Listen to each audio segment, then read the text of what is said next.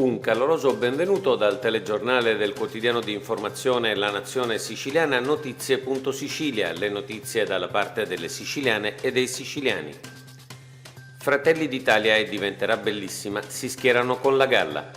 Il fronte anti-Musumeci, che aveva tentato di isolare Fratelli d'Italia e diventerà bellissima, ha subito un pesante contraccolpo. Il ritiro di Carolina Varchi dalla candidatura a sindaco nella mattinata di ieri e il successivo comunicato di Giampiero Cannella, coordinatore regionale di Fratelli d'Italia per la Sicilia occidentale, nel quale il partito si schiera con l'ex rettore Roberto La Galla, nonché la nota simile di Alessandro Aricò, capogruppo all'Arts di Diventerà Bellissima, hanno di fatto creato nel centrodestra un'altra coalizione di ugual peso, se non maggiore, di quella di Francesco Cascio.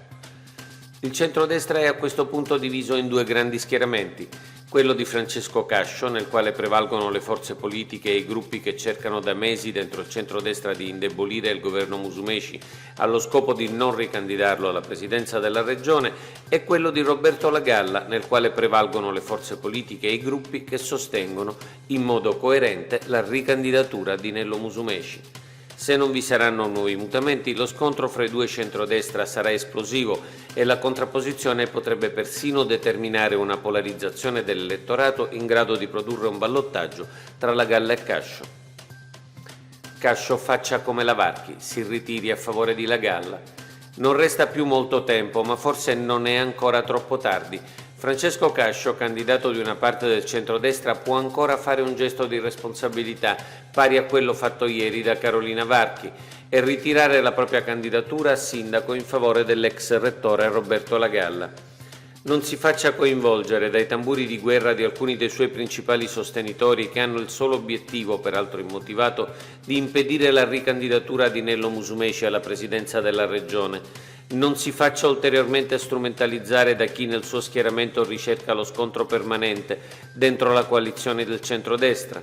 Compia un atto d'amore nei confronti della città di Palermo. Cascio e La Varchi, entrambi ottimi candidati, hanno rappresentato in queste settimane di confronto-scontro sulle candidature a sindaco di Palermo i fronti opposti di un conflitto fra i rispettivi partiti. La Varchi ha già scelto di ritirare la propria candidatura, compiendo un sacrificio personale per il quale va pubblicamente ringraziata. Adesso tocca a Cascio compiere lo stesso sacrificio e consentire così l'unità della coalizione di centrodestra, per impedire che a Palermo tornino quelli che l'hanno governata negli ultimi anni.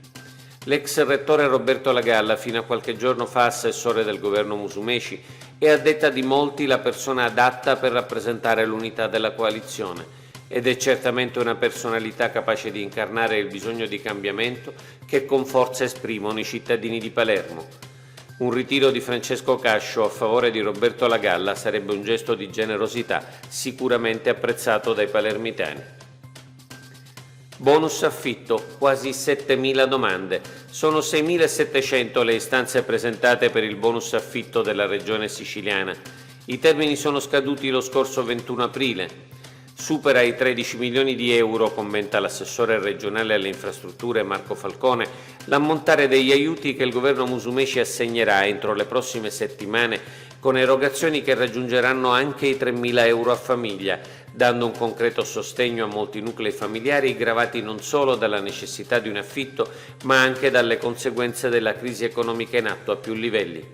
Il bonus è rivolto a redditi con ISEE fino a 15.000 euro annui e a coloro che hanno subito cali reddituali dovuti all'emergenza Covid-19. La Sicilia incentiva l'allattamento al seno. L'allattamento al seno nel senso comune di oggi appare come un'immagine in bianco e nero del passato, mentre è ancora essenziale come una volta per un corretto sviluppo del bambino.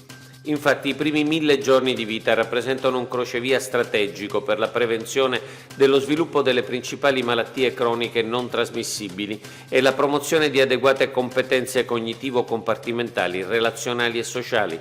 A questo cruciale periodo evolutivo è stata dedicata la seconda conferenza regionale promozione dell'allattamento in Sicilia, la prevenzione nutrizionale nei primi 1000 giorni, che si è tenuta a Palermo. L'incontro, promosso dall'assessorato regionale alla salute, ha posto al centro dell'attenzione l'importanza dell'allattamento materno e le azioni che ha in programma la Regione nell'ambito del piano di prevenzione 2020-2025.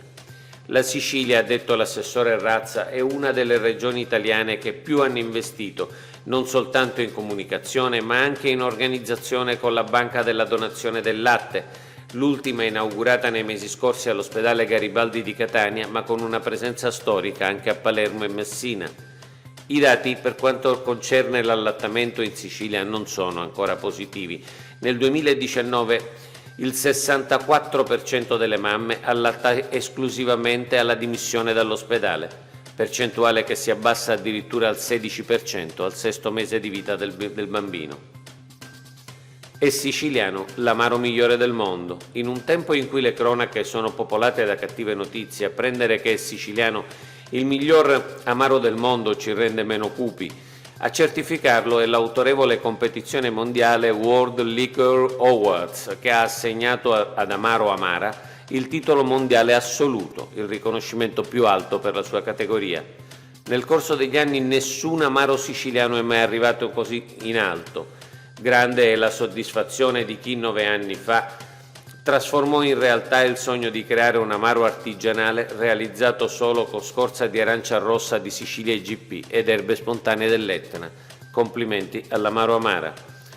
Oggi è tutto per l'informazione della Nazione Siciliana a notizie.sicilia e appuntamento alla prossima edizione.